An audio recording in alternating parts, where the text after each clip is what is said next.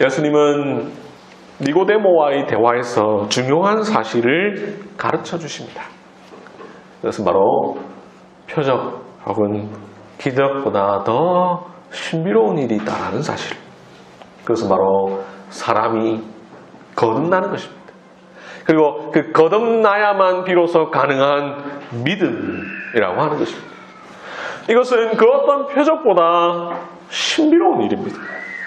물을 포도주로 바꾸는 일, 허물어버린 성전을 3일 만에 다시 세우는 일, 이런 일도 물론 사람이 보기에 도무지 일어나기 어려운 신비로운 일인 것은 사실이지만 이것보다 더 어려운 일은 바로 한 사람이 믿음을 갖게 되는 일입니다.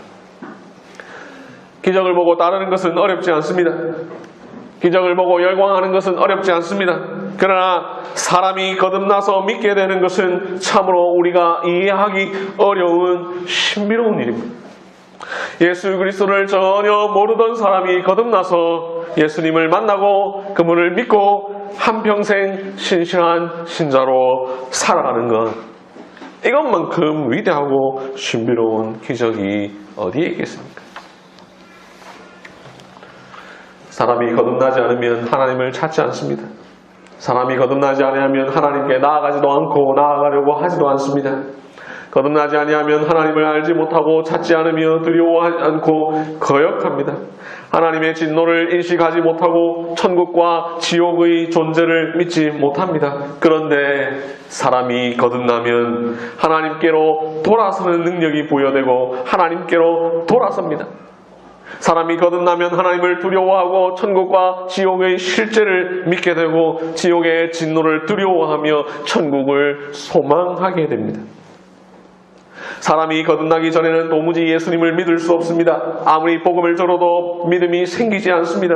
설령 눈앞에 예수님께서 짠 하고 나타나신다 하더라도 예수님을 믿을 수 없습니다. 그런데 거듭나기만 하면 사람이 예수님을 믿습니다. 거듭나기 전에는 하나님을 향한 지식과 감정과 의지가 하나도 없습니다. 거듭나기 전에는 신앙이나 교회와는 전혀 무관한 삶을 삽니다. 그러나 거듭나기만 하면 하나님을 사랑하고 하나님을 알고자 하는 욕구가 끊임없이 용솟음 칩니다. 신앙 감정이 생기고 교회를 향한 열정이 생겨납니다. 누가 오라고 하지 않았는데도 교회당으로 그 발걸음이 향하게 됩니다. 이렇게 거듭남 하나로 모든 변화가 일어나니 거듭남이란 얼마나 신비로운 일입니까? 거듭남이라는 게 도대체 뭐길래 이런 놀라운 기적이 일어난다는 말입니까? 심지어 거듭남이라는 것은 우리의 눈에 보이지도 않는 영적인 변화가 아닙니까? 몇 주 전에 말씀드리기를 여러분들이 성령 세례를 받으셨을 때에 그 일이 마치 몸에 전기가 통하듯 찌릿찌릿 하면서 그런 느낌적 경험을 하는 것이 아니다라고 말씀을 드렸는데, 이 거듭남 역시 성령 세례와 개념은 다를 뿐 사실상 함께 일어나는 일이지요. 그래서 거듭남 역시 우리가 몸으로 전혀 경험하지 못하는 내적 변화입니다. 여러분들이 거듭나셨다면 내가 거듭날 때 그 거듭나는 순간을 경험해 보신 분이 계십니까? 그 일을 몸으로 느껴본 분이 계십니까?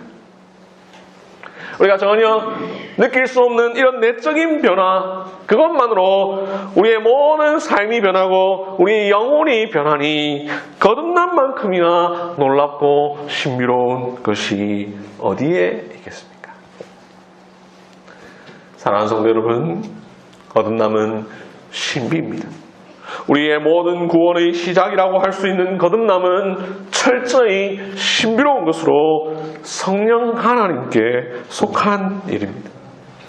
거듭남은 사람의 노력으로 될 수 없습니다. 사람의 의지로 될 수 없습니다. 오직 성령 하나님만이 사람을 거듭나게 하시죠. 그래서 예수님은 5절에서 말씀하십니다. 사람이 성령으로 나지 아니하면 하나님 나라에 들어갈 수 없느니라. 3절에서 사람이 거듭나지 아니하면 하나님 나라를 볼 수 없느니라 말씀하셨던 예수님께서 5절에서 말을 조금 바꾸어 성령으로 나지 아니하면 이라고 하심으로써 거듭난다고 하는 것은 곧 성령으로 말미암아 가능한 일이다라는 사실을 우리에게 가르쳐 주십니다. 이러한 성령의 사역은 그 자체로 우리의 이성을 뛰어넘는 것이죠. 우리가 우리의 지혜로, 우리의 두뇌로 도무지 헤아릴 수 없는 일이죠. 그래서 예수님은 8절에서 이렇게 말씀하시죠. 바람이 임의로 불매 네가 그 소리는 들어도 어디로 와서 어디로 가는지 알지 못하니 성령으로 거듭난 사람도 다 그러하니라. 바람은 임의로 붑니다. 여기서 불었다가 저기서 불었다가 약하게 불었다가 세게 불었다가 인간의 능력이 바람을 통제할 수 없습니다. 바람이 원하는 대로 불 뿐이죠. 바람은 분명 불고 있습니다. 그래서 우리는 그 소리는 듣습니다. 그런데 이 모든 현상들이 어떻게 일어나는지 도무지 우리가 이해하기 어렵죠. 물론 오늘날에는 과학적 지식이 어느 정도 늘어나서 고기압에서 저기압으로 바람이 분다라고 하는 정도는 알지만 그럼에도 여전히 바람에 관하여서는 신비에 남겨져 있는 것들이 많이 있습니다. 바람이 어디에서 생성되며 왜 여기 불었다 저기 불었다 계속 바뀌는지, 왜 바람의 세기는 달라지는지 우리가 다 알 수 없습니다. 성령의 거듭나게 하시는 사역은 바로 이와 같습니다. 바람이 임의로 불듯 우리가 도무지 예상할 수 없는 사람에게서 예상할 수 없는 상황 가운데 일어납니다. 저 사람은 거듭나지 않을 것 같은데 거듭납니다. 저 사람은 이때 거듭날 것 같은데 이때 거듭나지 않습니다. 우리가 예상하지 못한 때에 거듭남의 역사가 일어납니다.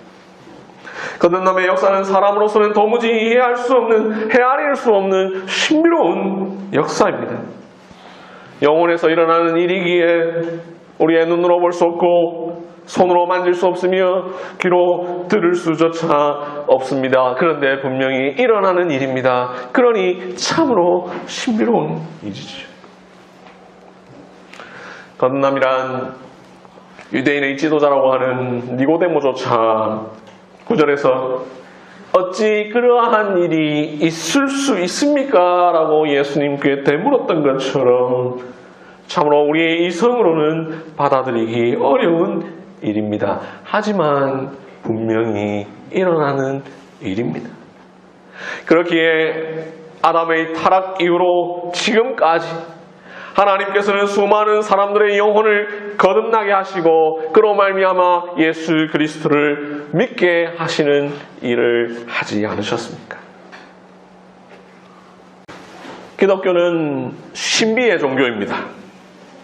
그런데 기독교가 신비로운 이유는 다른 데 있지 않습니다. 다름 아니라 사람의 영혼을 변화시키는 종교이기 때문에 신비롭습니다. 죄인을 거듭나게 하고 그리하여 예수 그리스도를 믿어 구원에 이르게 하고 영원한 하나님 나라에 들어가게 하는 것이 기독교이기에 신비로운 것입니다. 사람의 영혼이 거듭나서 변화되는 것은 아무리 과학이 발달한다 하더라도 알 수 없는 신비로운 일입니다. 우리 뇌 속에서 일어나는 일은 그 생각이나 변화는 오늘날의 경우에 뇌파 검사를 통해서 어느 정도 예측할 수는 있겠지만 우리의 심령 속에, 우리의 영혼 속에 일어나는 변화는 그 누구도 헤아릴 수 없는 신비로운 부분이죠. 성령 하나님께서는 지금도 그 신비의 역사를 이루어 가십니다. 이 역사는 그 어떤 기적보다 놀라운 일입니다. 어떻게 볼 때 겉으로 드러나는 면에 있어서는 굉장히 단순해 보일 수 있습니다. 예수 안 믿던 사람이 예수 믿게 돼요. 우리의 내면 속에서 근본적인 변화가 일어나야만 가능한 일이라는 사실을 생각한다면 그러나 이것은 결코 단순한 일이 아니죠. 오히려 우리가 상상할 수 없는 신비로운 일입니다. 여러분으로 사랑하는 성도 여러분, 여러분이 거듭나셨다면 이미 가장 위대한 기적과 신비를 경험하셨다라는 사실을 기억하십시오. 아직 거듭나지 않으셨다면 그 위대한 기적과 신비를 경험할 수 있도록 하나님께 간절히 구하십시오. 여러분의 자녀가 아직 거듭나지 않았다면 이 위대한 기적과 신비를 경험하게 해달라고 성령 하나님께 간절히 기도하십시오. 아멘. 기도하겠습니다.